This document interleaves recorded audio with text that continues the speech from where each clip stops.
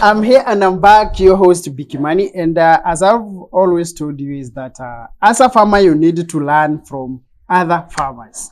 And in this section, we want to get to know some of the routine management of this Kaimosi farm. One of the biggest to say in this Rift Valley region, where a cow will give you 40 liters. It's not a joke. We need to understand what they do. And there's also a song they sing in Malakwet, sung by a Malakwet daughter called Mali Safi Chito. So we're having a lady in farming. We need to see, to get it from her, how she manages this section of production, milking, and the routine management of this farm. And remember, if you want to visit this farm, our Daily Vision Project 2025 is focused to let you learn, book. We will help you come to this area regardless of which country you're coming from. We can organize that. Na sababu sitaki kula wakati wake. Twende straight. Mambo. Okay. Poa sana. Wewe ni mrembo sana. Asante. Mbona ukaamua kuwa kwa ufugaji? Kwa ufugaji, I have passion in it from when I was young. Okay. Production to be specific. And that is what I did. And that is what I love.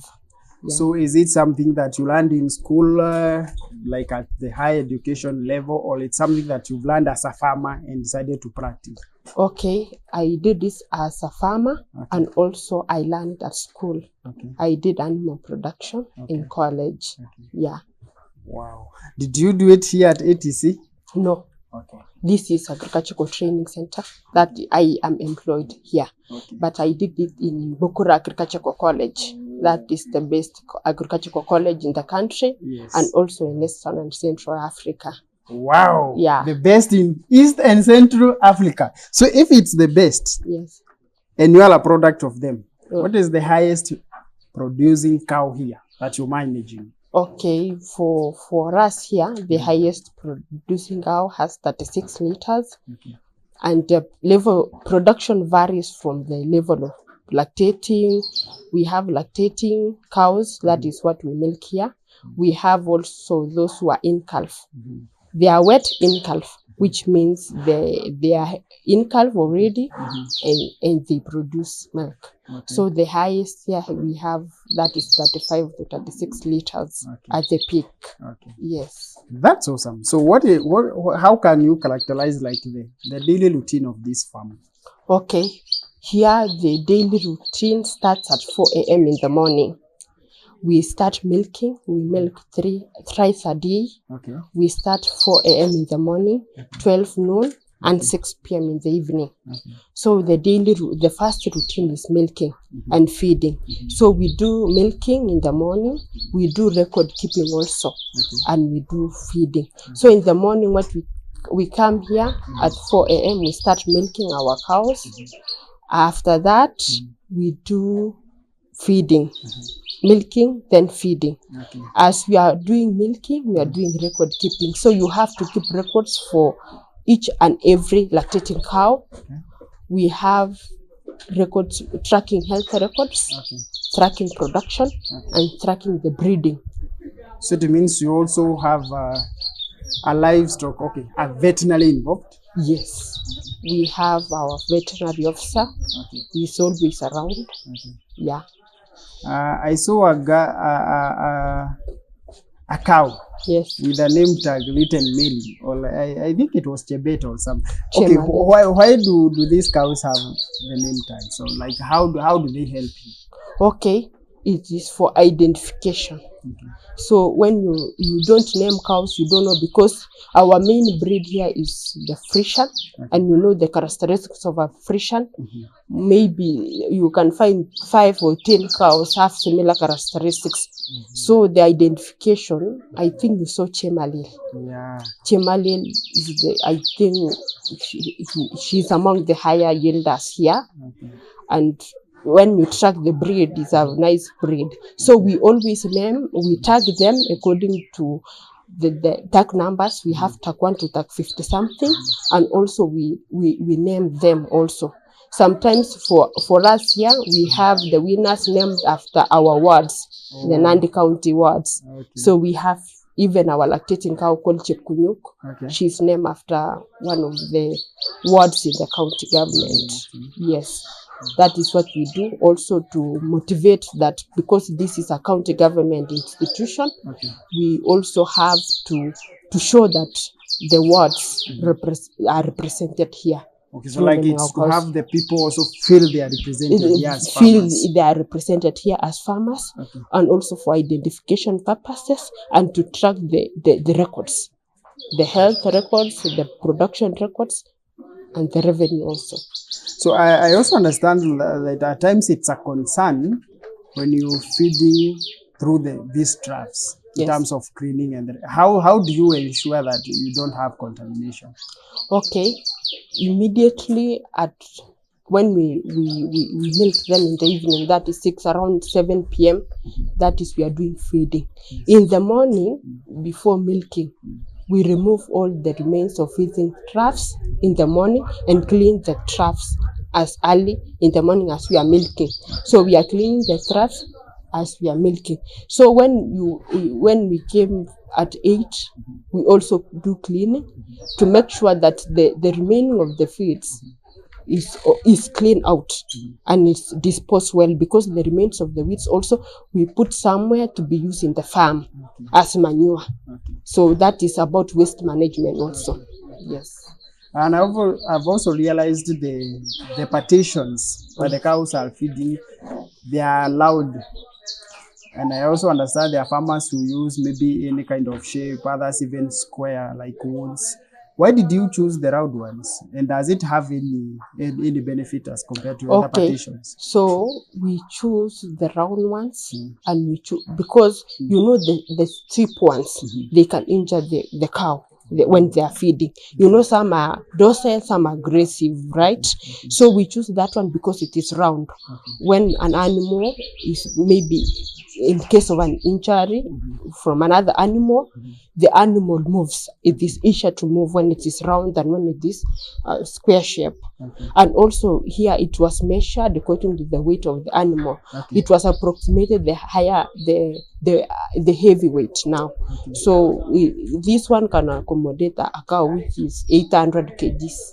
So that space, and maybe when the animal is in calf, the size increases, so it fits. And I get you, and I feel like so far it's motivating to see.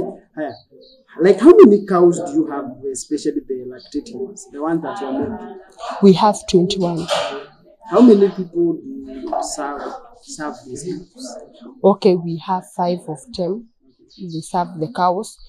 They are not only milking, but also they are doing feeding. So they are doing feeding and milking, and sometimes we are using electricity. Maybe sometimes when the power runs off, we have to use the manual milking. And also when the cow is suffered from mastitis, we don't use machine milking because of the spread of the bacteria. We use manual, we separate from the others, until the animal undergoes medication fully recovered, so that we can introduce the machine and we will milk the last, to avoid contamination and to avoid the spreading the virus. And why have I not seen a bull in this farm? Okay, this is I think the livestock officer told you that we are doing dairy production. Our aim here is milk production and the breed. Milk production and breed. That is why we are doing, you don't see the bull around. And also we do artificial insemination. We want to teach our farmers to venture into technology. The world now is moving forward with technology. That is why we don't have a bull. We are using AI. Yes, we are using artificial insemination. We don't do the natural mating. It is because, this farm started, and we are teaching farmers, and also, we have private farms. Maybe they have gone higher than us, but we just want to teach that farmer. We cannot start from higher. We want to teach that local farmer that your animal is to produce. You are able as a farmer to go to that farmer who is better. So as an institution, yes, I can say we have them. but we cannot start from the higher level. We have the capabilities because this is a county government institution, but also we have to know our farmers that we don't start from the higher. Bottom-up economy. Yeah, you can start from bottom and end up higher. And you know, we have different farmers. Not all our farmers use artificial insemination. Not all our farmers have pedigrees. Yeah, so we have, that is why I'm telling you in future we will produce pedigree. So we will have to teach that farmer that we started from your local breed, now we are at the pedigree. It is very possible, we have the records here, we have the history. Yeah. So what is one of the main challenges you have faced as the one in charge of the dairy section? Okay, the main challenges is the first challenge is the outbreak of disease. When we have the outbreak, that one you cannot, you know, there are diseases that you cannot control. Like the outbreak of foot and mouth, we had the outbreak, but it did not affect our cows because we did vaccination earlier when we had that in the area. So that is the main challenge, because when you have the outbreak, milk, you don't consume that milk. And also there are diseases that we are always pray and we always control, like the case of anthrax. You know, you have to isolate that. I think diseases are the main challenges here.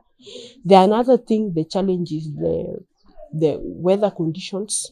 Sometimes it might rain, and also raining, a lot of rains affect production. A lot of rains affect production. Same to when the season is very dry, the dry season also. When we have a lot of sun, and you know, the dairy cows, we have heat stress. Yeah, heat stress comes up. We know the heat is a precursor to skin cancer. Yeah, that is the challenge. We don't have any other challenge. That are the main challenges here. I know I have like 1,000 questions. Yes. Because I feel like we just tackled like 1 or 3% of your daily routine, and my producer is telling me my time is running out. Yes. But before that, how much milk do you give it to your calves? Okay, the calves, the milk we are giving to calves depends on the stage of the calf, the age of the calf. Because we are doing late weaning here, that is at 4 months old, 12 weeks, right? So for the calf, for the first 1 month, we are giving 6 liters. And the milk that is given to a calf should be at the right temperature, that is 37 degrees Celsius. It should be warm, direct from the cow. The person feeding should have short nails and also should be clean. Oh, okay. Yes. So like short nails like mine. Yes. That's a good one. Milking, what is the midday milking time? 12. What is the advantage of making rice? Of making, pardon? Milking rice. Maybe the milking. Okay, when you do milking twice a day, the production goes higher. Okay. And like you do it twice a day or once a day. Yeah, and also the reflex arc in the cow knows that it should be milked thrice a day, so the cow knows that I should produce milk thrice a day. We have cows who we milk twice a day, depends on the lactation period and the period of gestation. We are drying up our cows here when they are 2 months to parturition, to calving. So that one we are no longer, when the cow is 6 months, the gestation period, we are not milking thrice a day, because we want to, we dry it gradually. We want the cow now to prepare for other milk now, to produce higher. I've heard that it's 12. I can see it's time to go milking.